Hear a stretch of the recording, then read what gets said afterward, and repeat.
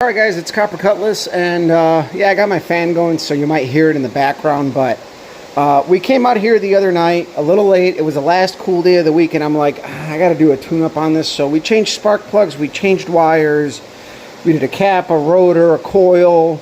It turns out I already had a decent module in there, because again, the distributor that was on there was kind of cobbled up last year at the track when we were trying to keep the car running, and then the fuel pump died on us, so it was, you know, practice and futility there.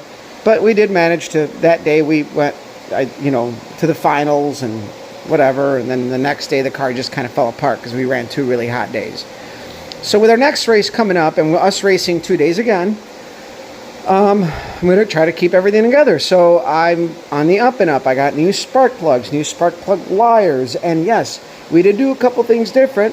I gapped the plugs to 50 because according to DUI, with their module and their coil and everything, should be able to do 50. Now, wider gap is better. I had them at 32 because when I had the MSD, I was given that advice, and there's a lot of controversial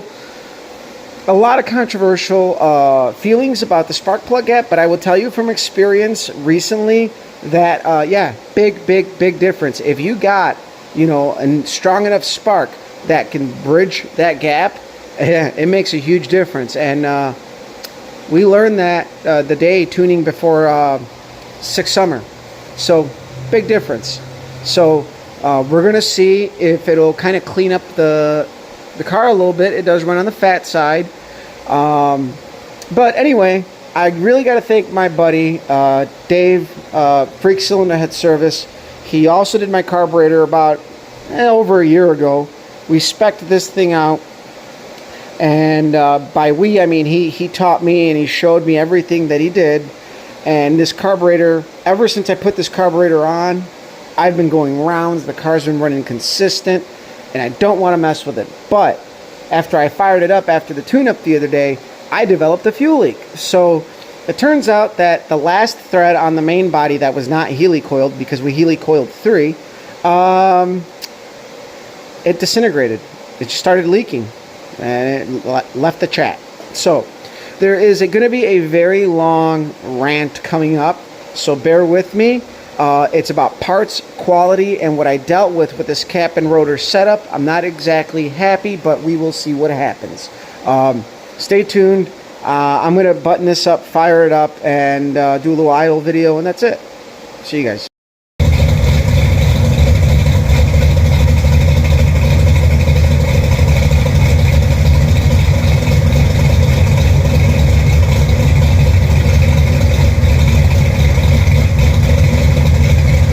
Alright fellas, I'm sweating it out for you. I shut off the fan so you can hear me a little bit better. Move this from the other day. We have a freshie here. It is that time of the night. We're done working. Our carburetor repair seemed to go okay. We did have a leak. I know where the failure is, and it is ultimately time to retire this old 750 HP and move on. It is time to invest in a new carburetor. This carburetor has been good to me for a very long time, but it has also had a lot of pitfalls over the years, and I cannot afford for the carburetor to start puking on me at a race and me able to not race, because we're doing somewhat okay. So my buddy who does my cylinder heads, who I mentioned already, he's got one that's pretty much spec'd out just the same, and ever since we did this carburetor, and by we I mean he kind of took me under his wing and he cuddled my head and he taught me everything about all the modifications on a carburetor so that I truly did understand them. Sorry, I had to deliver that a little bit funny, but I love Dave. You know, as funny as it is, this carburetor has worked really well. We put this on over a year ago, and the setup works really well for me, my driving and everything, and it may sound silly, but it is very important. We did away with a lot of things that guys would typically do, like run 50cc accelerator pumps. Nope. We went back to the 30cc pumps. You know, I'm actually running a lot less jet than in the past. and we are running a different emulsion package and idle air feed restrictors in different positions and all that good stuff.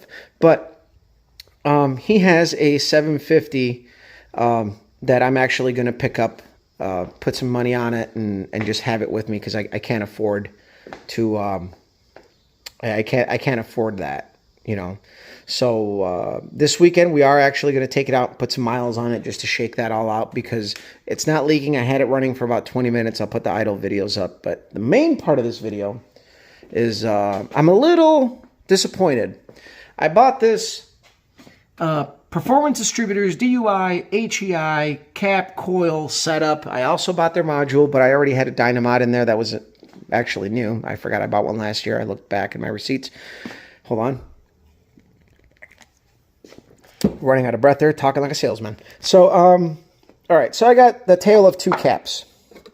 All right. They look identical, right? But there is some subtle differences, and this is where you really have to pay attention. No two mechanics are created equal. And I'm not a mechanic. I'm a goddamn body man, but I just happen to double up as a mechanic and engine builder and transmission builder and shit like that. So this is the Performance Distributors DUI cap. This is actually off of a Pertronix Flamethrower HEI distributor, which is sitting here, which I didn't even know I had, and it's like brand new, and it needs a pin, and we need to shim it and do everything right to make it work right. But I took the cap off of that. I actually ended up leaving the MSD cap, or not cap, sorry. I keep calling it cap. I mean rotor, guys. God damn it. So the rotor that's actually in there is the old MSD rotor, which is like only a year old. But I was doing my due diligence because for the next race, we're going to be running the MKE River Redemption Series, and I'm going to put it in the 7.0 index class. And the whole concept is just to get some seat time. I mean, the car last time, the weather was pretty bad. It was doing 730s, but you know what? It's anybody's game. It's a 400th Pro Tree, and just getting in the seat and getting the reflexes back after over a month of no racing is just a little practice. So me, my buddy Mike, and my buddy Tim are all going to do it. But we had the car running. Everything's good. We did open up the spark plug gaps, and actually it cleaned up the idle. I wish I could compare, but we got to put a little bit of miles and figure stuff out. So anyway, back to our cap situation. So if I was to take the MSD rotor, God, I keep calling it cap, dude. You guys got to kick me in the balls or something to remember. But if I took the MSD rotor, it looks identical to this. The same diameter here, like the thickness of the ribs. And if you guys are paying close attention, you guys can already see there's really subtle differences. There's subtle differences in like this shape, this contour. This point where it centers in the weight is much bigger. So the problem with this cap, which is the Performance Distributor cap, is that when I would tighten down the cap, it would tilt. And you can't tell me that it was in the wrong spot because I've done this a million times. And I know I sound like some fucking old dude. I've done this forever. But guess what? I took this off. I put the MSD cap that was on there, rotor on that was on there, and poof, it went on straight. I had free range of movement. Nothing was binding up, and it wasn't an issue. And then for shits and grins, I took this one, I put it on there, same thing. Everything was good. No issues. And it's got a Moroso curve kit. It's actually, that base for that distributor is actually a very, very old Pro Comp HEI that I bought almost 20 years ago. And it's just got a good module. It's been changed over the years. It used to be in the Pontiac. But you can't blame any of the components in there because we've been running this setup for quite a while. Now, granted, that distributor was cobbled together last year at the track because I killed the MSD box, and I had enough parts to put an HEI together, throw it in there, a hot wire, and a switch, and poof, we were good. We were racing. So, again, that's where this big pile of shit comes in handy. Like, this is what I took off, and it's staying together because if we need to throw it on the car, the wires are already where they need to be, and we're ready to go.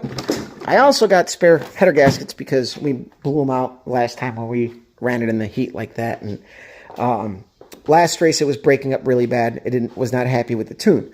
But the plus side, if I pick up that carburetor for my buddy next week, which I am, it's a little bit on the leaner side, so it'll work out for us in the heat. But neither here nor there. We're just getting ready for our next race, and we put plugs, wires, a little bit of ignition tune-up. Everything else seems to be working good. I may actually get a belt because, my luck, something stupid will happen, right? But we're doing our best in this downtime. It's too hot to work outside right now. The garage is actually cool enough, and we're taking advantage of it. Yesterday, I actually came home early because it was brutal in the shop. I wasn't going to be productive, and I came home, I rested, and I had a productive day today.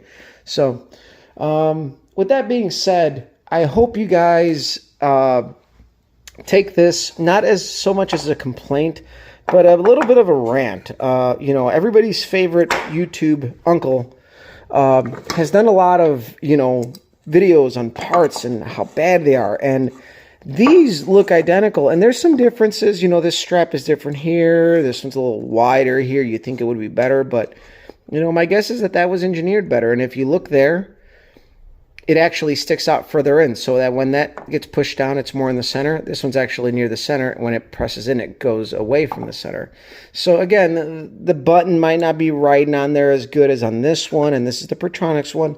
This is the DUI one. And there's just a lot of little things that I think the average hobbyist wouldn't quite possibly have pitfalls because of that. And they wouldn't pick up on it. And they would have a lot of money invested in figuring out that issue. And all it is this wasn't moving freely. This was. And that can screw up how a car runs, immensely. Insanely. It'll make it a pooch. It'll make it die if the timing's not returning. You name it. So, that's this video. Hope you guys enjoyed it. Share, like, subscribe. Follow me on Instagram. I'm kind of burnt out. I was on the phone, actually, with my buddy Dave for about an hour. We were talking about cars, and, I did the interest thing for 6 Summer. So this is the car that we're going to do 6 Summer with. And when we're done racing, this car's getting parked. We're not doing anything with it.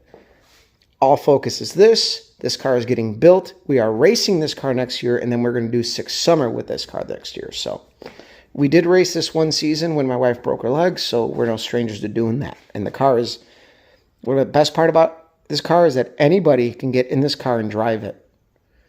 It is a perfect cruiser. And even though we're going to go faster and put a bigger engine in it, I don't want it to lose that characteristic because it's a great running car. So anyway, share, like, subscribe. Follow me on Instagram. We'll see you ladies later. Bye.